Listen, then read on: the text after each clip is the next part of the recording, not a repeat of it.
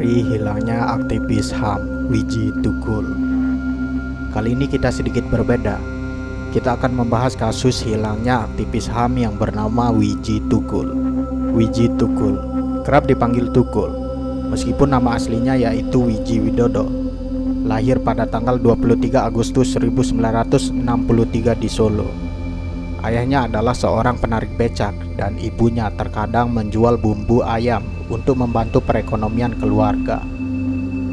Pada Oktober 1983, Tukul menikah dengan istrinya Siti Diah Sujirah alias Sipon, yang saat itu berprofesi sebagai buruh.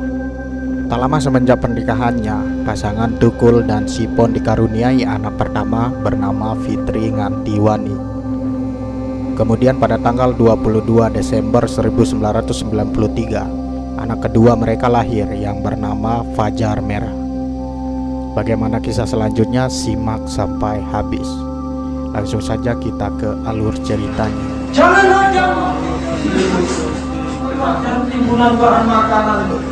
Wiji Tukul adalah seorang penyair sekaligus aktivis yang lantang menyuarakan kritik terhadap pemerintahan Orde Baru melalui sajak-sajaknya.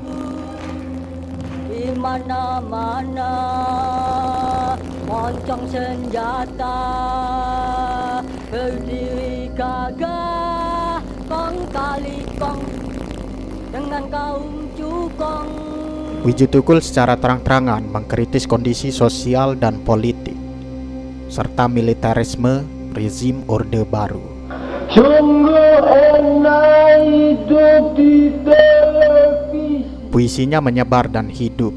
Kata-katanya menjadi penggerak massa yang tertindas. Mungkin karena itu, Wiji Tukul menjadi korban penghilangan paksa setelah sempat menjadi buronan intel pemerintahan.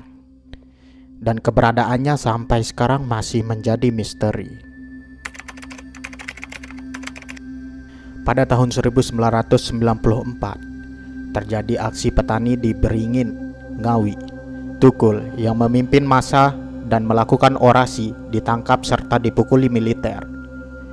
Pada tahun 1992, ia ikut demonstrasi memprotes pencemaran lingkungan oleh pabrik tekstil PT Sariwarna asli Solo. Tahun-tahun berikutnya, Tukul aktif di jaringan kerja kesenian rakyat sebagai ketua. Kemudian pada tahun 1995 mengalami cedera mata kanan karena dibenturkan pada mobil oleh aparat sewaktu ikut dalam aksi protes karyawan PT Sritek. Semenjak bulan Juli 1996, Tukul sudah berpindah-pindah keluar masuk daerah dari kota satu ke kota yang lain untuk bersembunyi dari kejaran aparat. Dalam pelariannya, Tukul tetap menulis puisi-puisi pro-demokrasi yang salah satu di antara berjudul Para Jenderal Marah-Marah. Kontak terakhir antara Tukul dan istrinya, Sipon, terjadi pada Februari 1998. Sejak saat itu, Tukul menghilang. Jangan jadikan rumahmu budak.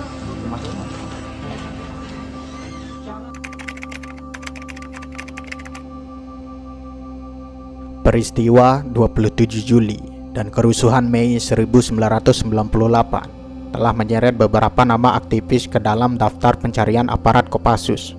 Di antara para aktivis itu adalah aktivis dari Partai Rakyat Demokratik atau PRD, Partai Demokrasi Indonesia atau PDI, Partai Persatuan Pembangunan atau PPP, Jaker, penguasa mahasiswa dan pelajar yang menghilang terhitung sejak bulan April hingga Mei 1998.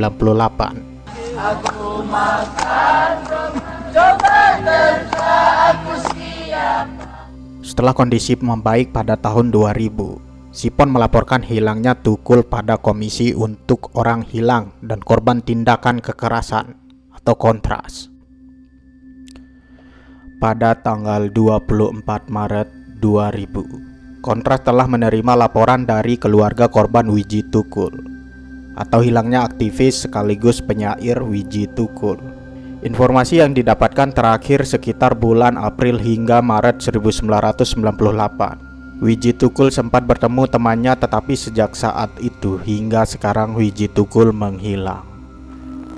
di desa-desa rakyat tidak menjual tanah, tapi dengan harga murah. Hilangnya Wiji Tukul pada sekitar Maret 1998 diduga kuat berkaitan dengan aktivitas yang dilakukan olehnya.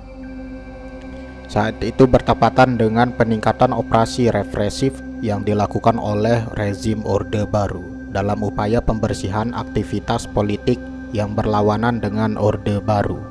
Operasi pembersihan tersebut hampir merata dilakukan di seluruh wilayah Indonesia.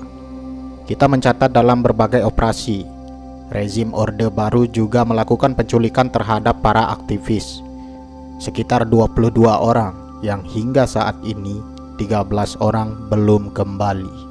Dan sampai sekarang siapakah pelaku peristiwa pelanggaran HAM berat ini masih menjadi misteri. Aku masih utuh dan kata-kata belum binasa. Aku bukan artis pembuat berita, tapi aku memang selalu kabar buruk buat penguasa. Wiji Tukul.